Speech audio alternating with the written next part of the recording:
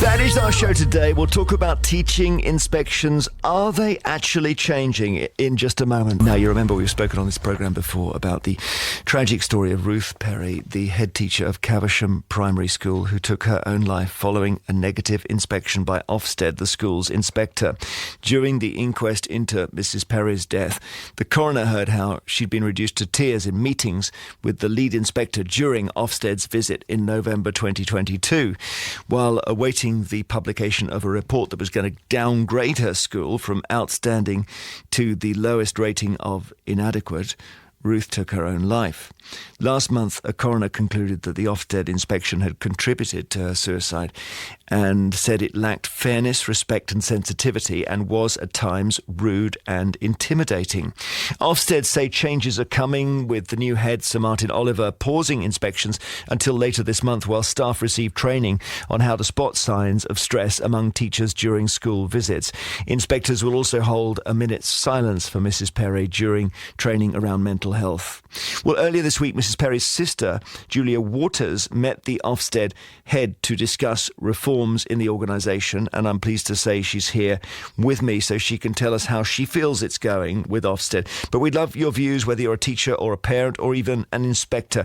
Do get in touch by texting 88291. You can send us a WhatsApp message on 08000 288 291, or you can email vine@bbc.co.uk with your phone number so we can get back to you. So, Professor Julia Waters, hello. Hello. Thank you for coming in, and I guess this takes us all back to the moment this all happened.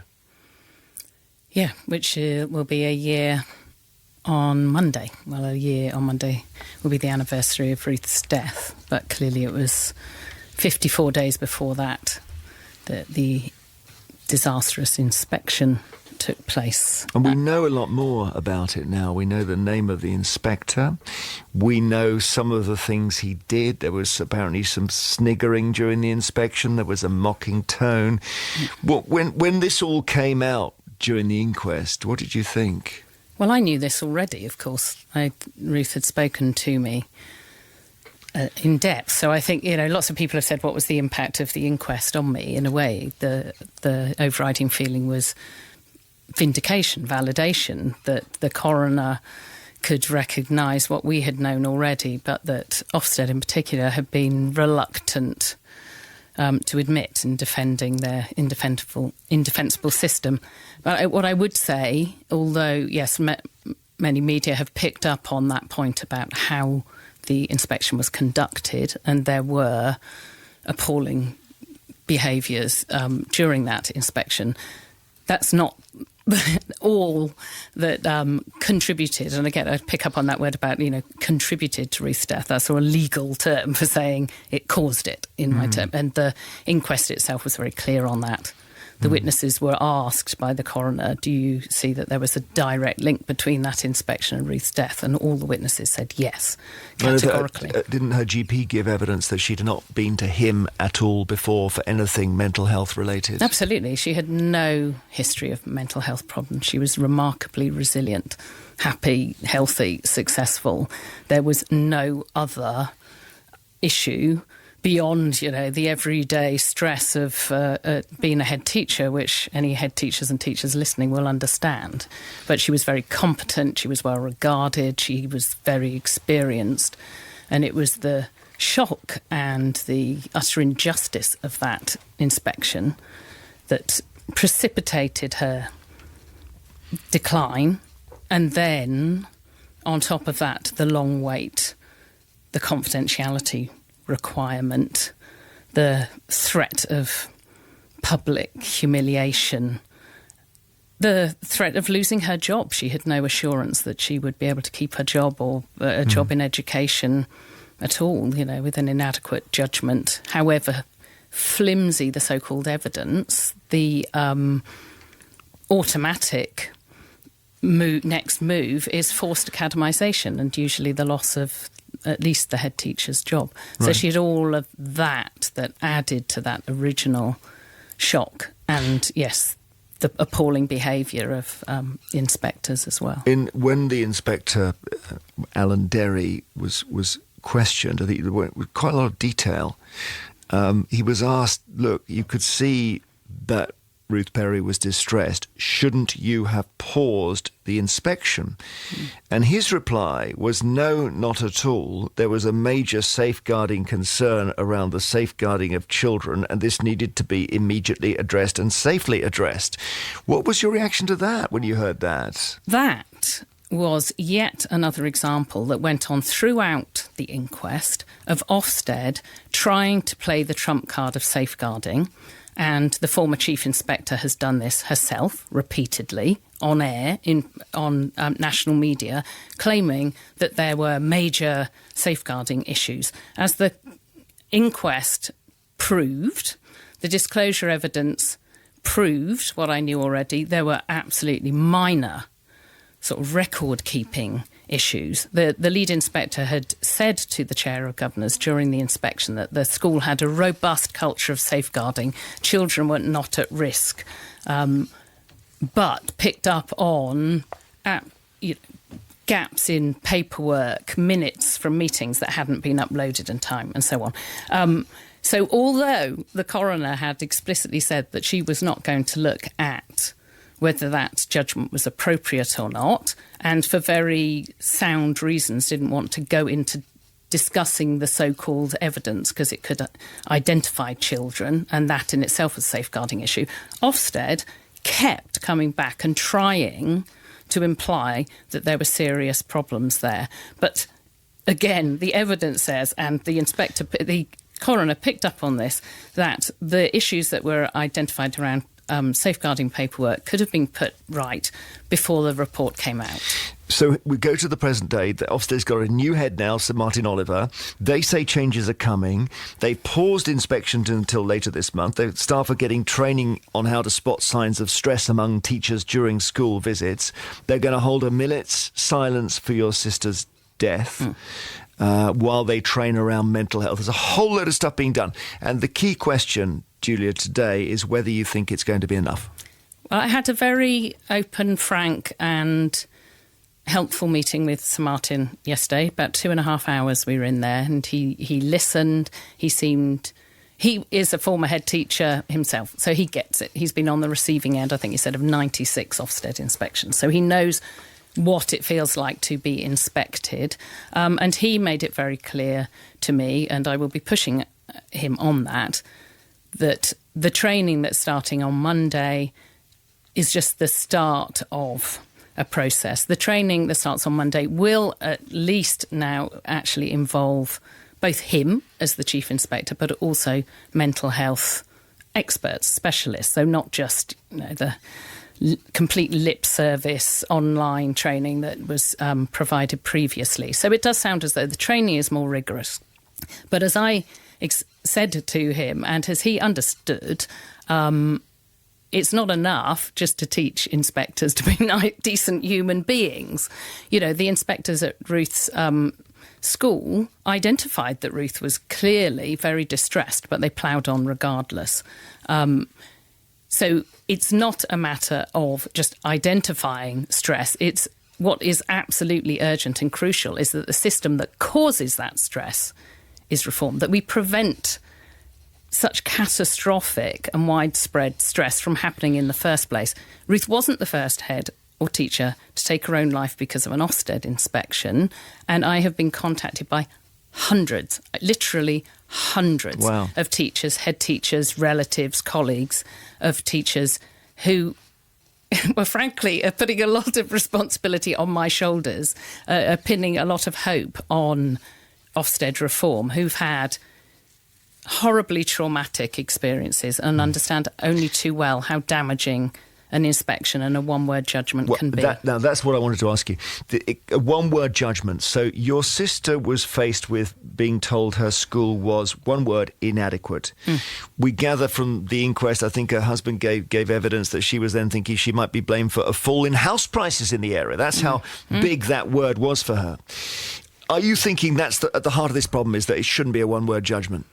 The one-word judgment is the most obvious, sort of emblematic problem with a system that is flawed through and through. There are multiple psychologically damaging flaws in the current system, but a lot of those hinge on that single word judgment. You know, the idea that provides, what is it, simplicity, clarity, it's misleading.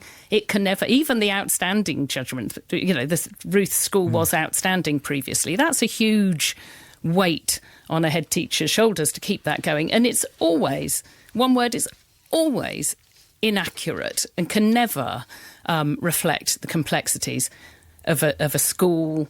But when you think, in addition to that it's oversimplistic, misrepresentative, misleading, you have a word like inadequate.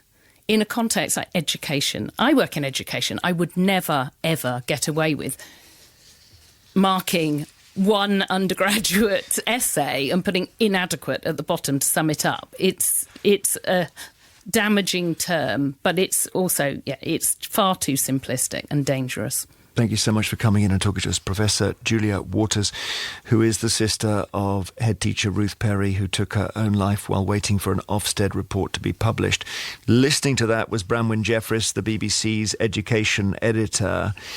Branwen, starting with the last point first, do you think we will get away from one-word judgments?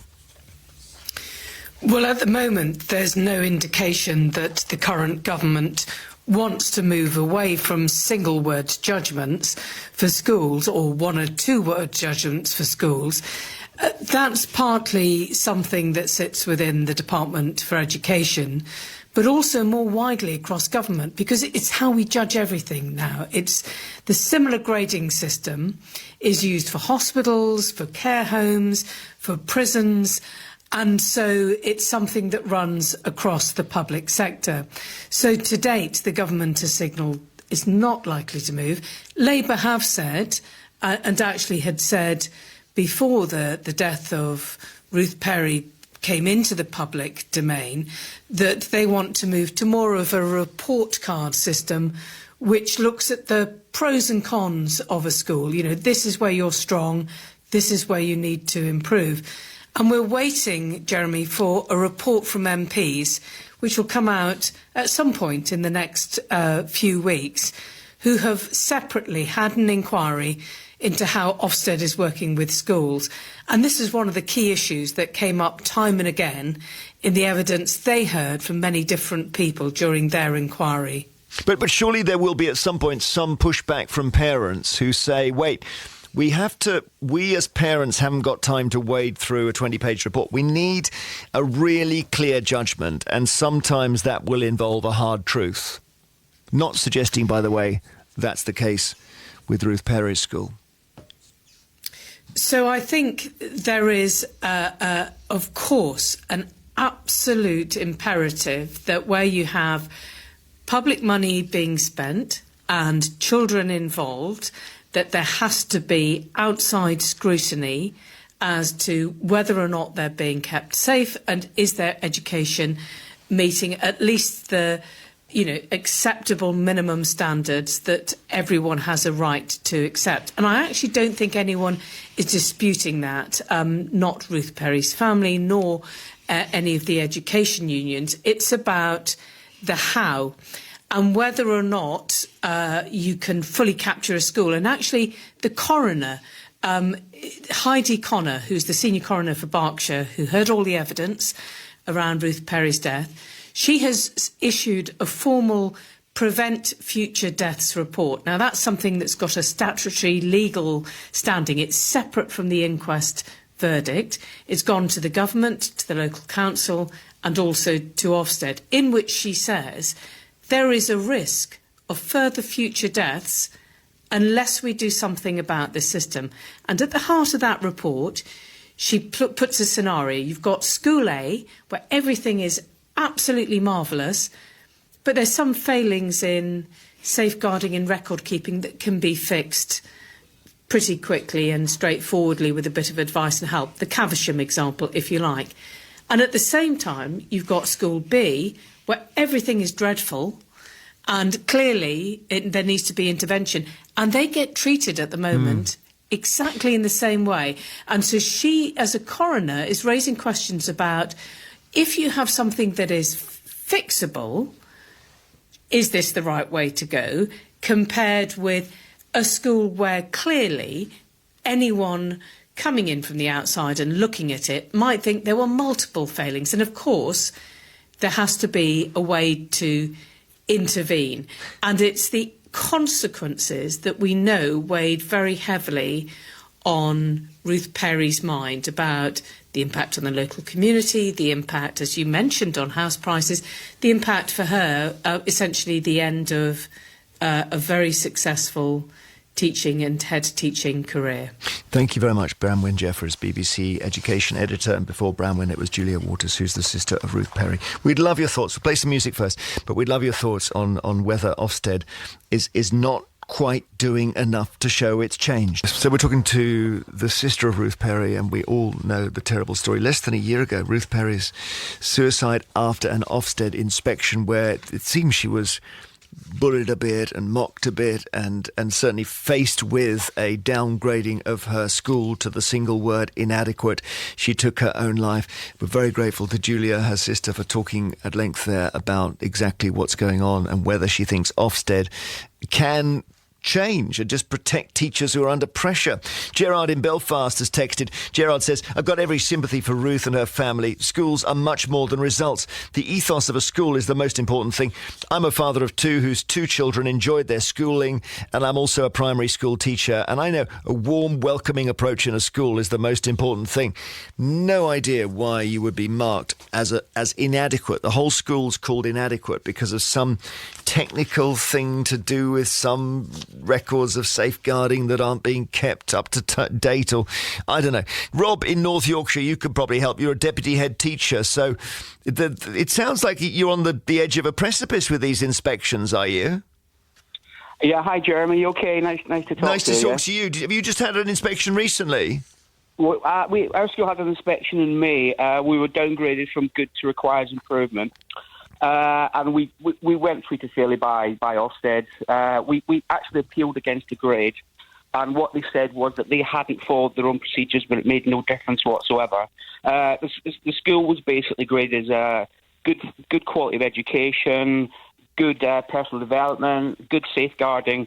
What they said, the behaviour wasn't as good as it had been pre-pandemic, which we accepted, and attendance wasn't as good.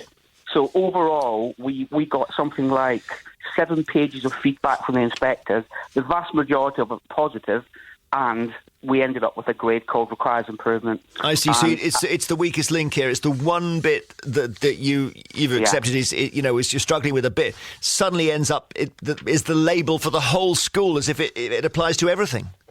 It does, yeah, and I think I totally sympathise with Ruth and her family because as a senior leadership team, when we appealed against the grade, we couldn't tell anybody about what had happened, and it took 3 or 4 months to actually get the response back, which basically said they hadn't upheld the standards, they hadn't told you there was a danger that actually your leadership managed it to be requires improvement. So we were only told about it at the very last meeting with the Ofsted inspectors, and at that point you can't argue about anything, then you can't present any other evidence. So we were very, very clearly upset. My head teacher very upset. Yeah, myself as well. And they pretended, they did the cursory, you're safeguarding, are you okay? And it was just absolute nonsense. And the reply we got from them was quite frankly shocking. Thank you very much. Sian is in Taunton, and you've retired now, Sian, but you taught for 40 years. Yes, I did, Jeremy. Hello, yes. For 42 years, both secondary and primary. And it must be so stressful having an Ofsted visit. Yeah, traumatic. I would say it's traumatic. As soon as, personally, I can only give, my personal opinions and account, but I would actually feel physically sick from the moment that we were told by the head that there was a visit coming. And would it be on the day you get told, or the day before, or what? Well, it because I've had 10 Ofsteds, the regime actually changed. So for the first Ofsted I had at secondary level, which is when I was teaching in Cornwall, we had, I think it was a week's notice. But then the last Ofsted I had, I think it was either next day or perhaps the day after that. It's such a responsibility. They're not very sensitive. They're harsh. This is my opinion. They're harsh. They're brutal. They give you the judgment as if it's like you're nothing, and there's such a responsibility on your shoulders. You don't want to let your colleagues down, the children, obviously, the parents. it's enormous. It's absolutely enormous. And people used to joke with me, "Oh well, Sian, you've had several. You'll be fine. It must be, it's fine now. You've had so many." Each one was distressing. Yeah. Is there I'm not a teacher. My dad was a teacher, but I wonder whether the unspoken thing here is that people become inspectors when they've failed at teaching.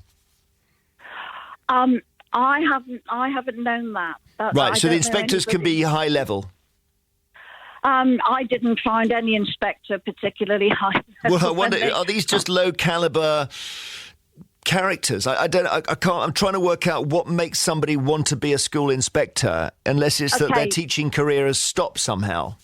Yeah. Well, I was given the impression when the inspector spoke to me that they hadn't been in teaching. They hadn't been in teaching at all. No. Oh my God! I mean, that's a facer for me. I just assumed. Okay, I'm going to have to rethink everything now about life. That might be unusual. I've got no idea how somebody who's never taught can tell you how to teach. No, well, that's something we could perhaps look into, isn't it? Well, I think it might take us a while. Thank you, Sian. I'm completely bamboozled. Sophie says, 2 years ago, I left a 25-year career because I could not face the pressures of Ofsted and the toxic culture they bring. Maisie emails. This is interesting because she's going to help us understand this. A relative of mine worked briefly for Ofsted in London. The office had 4 teams of 4 officers with the power to close schools, but she was the only one who'd worked in education. She'd been head of a school near Birmingham. All right, I think we should move on before we all get too surprised by this.